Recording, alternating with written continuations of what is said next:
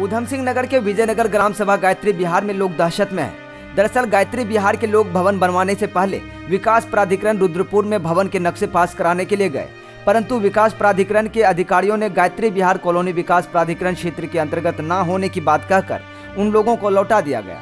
परंतु भवन बनकर तैयार होने के कई दिनों के बाद प्राधिकरण ने गायत्री विहार के कई परिवारों के घरों के समक्ष नोटिस चिपका दिया है, जिससे ग्रामीण भयभीत व दहशत में है। गायत्री विहार कॉलोनी के कॉलोनाइजर ने जो बात कहकर सड़क, बिजली खंभे, मूलभूत सुविधाएं दिए जाने की बात की थी, उन मूलभूत सुविधाओं से कॉलोनी के लोगों को वंचित रखा गया है। ऊधम सिंह नगर क्षेत्र में धड़ल्ले के साथ भूमाफियाओं के द्वारा कॉलोनी काटी जा रही है। आपको बता दें, कई स्थानों पर इन भूमाफियाओं के और विकास प्राधिकरण के मिलीभगत से इस तरीके से नोटिस लोगों को मिल रही है। इस दौरान पूर्व कैबिनेट मंत्री विधायक अरविंद पांडे ने कहा कि भूमाफिया कॉलोनाइजरों के द्वारा भोली भाली जनता को ठग रहे हैं।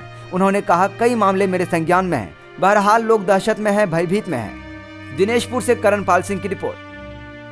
देवाल जी, एक मामला संज्ञान में आया है विजयनगर के गायत्री विहार कॉलोनी का। बेसिकली कुछ लोग भी आए हुए थे, डीएम साहब से भी मुलाकात की है। एक नोटिस भी चिपकाया गया है इस मसले में। आपका क्या नज़रिया है, आपका क्या कहना है? जो प्राधिकरण क्षेत्र है, प्राधिकरण क्षेत्र के अंतर्गत एक विजयनगर राजस्व गाँव है। ये प्राधिकरण क्षेत्र के अंतर्गत आता है और उसमें जो भी निर्माण हो रहे हैं उसमें प्राधिकरण ने चालानी कार्रवाई की है। उनको निर्माण कार्यों के संबंध में कि अपने मानचित्र पास कराओ और ये चालान कटे हैं हमारे यहाँ से। अब पूरे विजयनगर ग्राम सभा के बारे में जो भी है उसके बारे में तो पूरे ग्राम सभा में कौन कौन से गांव आते हैं ये नहीं पता है, लेकिन विजयनगर राजस्व गांव के अंतर्गत जो भी निर्माण होगी वो प्राधिकरण से नक्शा पास करना अनिवार्य है। शिक्षा क्यों मांगते हैं? 2018 से नहीं, 2000 ये राजस्व गाँव विजयनगर तो विनिमय क्षेत्र के दौरान से ही है जहाँ नक्शा पास करना अनिवार्य है। तो 2018 से भी लगातार चालान करते रहे हैं और हमेशा करते उनका कार्रवाइयाँ भी होती रही हैं।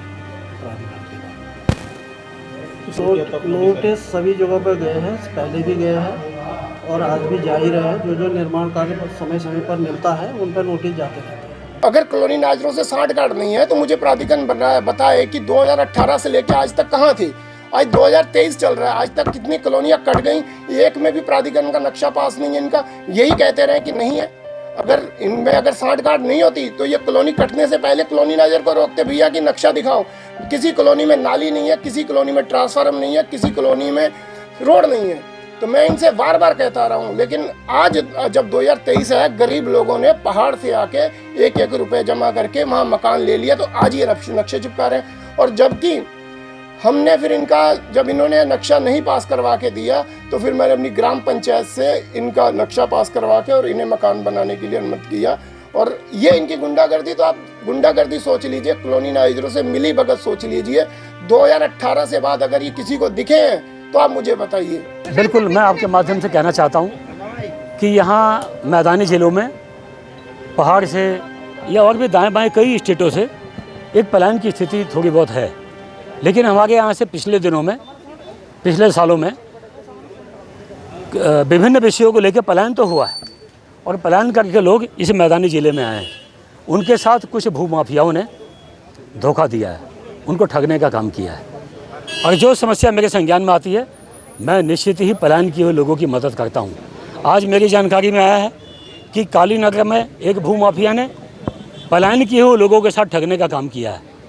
ज़मीन दिखाया उनको ए साइड और रजिस्ट्री किया बी साइड का, और जब बी साइड में भी कब्जा करने गए तो उनको सी टाइप ज़मीन में डाल दिया, यानी उनके साथ धोखा किया। वो लोग मजबूरी में व्यवस्था में मकान बना के बैठ गए, लेकिन आज तक उन लोगों के पास कोई बिजली का कनेक्शन नहीं लेने दिया, उनकी सड़क भी नहीं बनने दी, सड़क में भी जेसीबी के माध्यम से गड्ढे खोद दिए। तो ये पलायन किए हुए लोगों के सामने बहुत बड़ी मुसीबत खड़े करने का काम प्रॉपर्टी डीलरों ने किया है। वो मेरे संज्ञान में आ गया है। मैंने तत्काल रुद्रपुर के एसडीएम को आदेशित किया कि वहाँ पहुँचिए, उनका रास्ता खुलवाइए। बिजली विभाग के अधिकारियों को आदेशित किया कि तत्काल एक नया ट्रांसफार्मर लगाओ वहाँ और बिजली का कनेक्शन सबको दो, ताकि इस गर्मी में लोगों को पंखे तो चले कम से कम। तो आज इस समस्या का समाधान किया गया है। और आपके माध्यम से मैं पुनः कहना चाहता हूँ कि किसी माफिया की माफियागर्दी इस इलाके में नहीं चलने दी जाएगी, चाहे इसके लिए मुझे कोई कीमत चुकानी पड़े। उन माफियाओं की किसी कीमत पे यहाँ नहीं खड़े होने देंगे हम। और ये भी कहना चाहूँगा कि जो पीड़ित लोग हैं, मैं आपके माध्यम से उनसे कहना चाहता हूँ कि जो पीड़ित लोग हैं वो मेरे भाई भतीजे हैं, मैं उनका भाई भतीजा हूँ। आप लोगों ने मुझे इसी सुख दुख के लिए चुन के यहाँ विधायक बनाया हुआ है। कभी कोई समस्या है बेहिचक 24 घंटे मेरे घर के दरवाजे खुले हैं, आप मेरे पास आइए, हम बिल्कुल हर कीमत पे हम आपकी समस्या का समाधान निकालेंगे।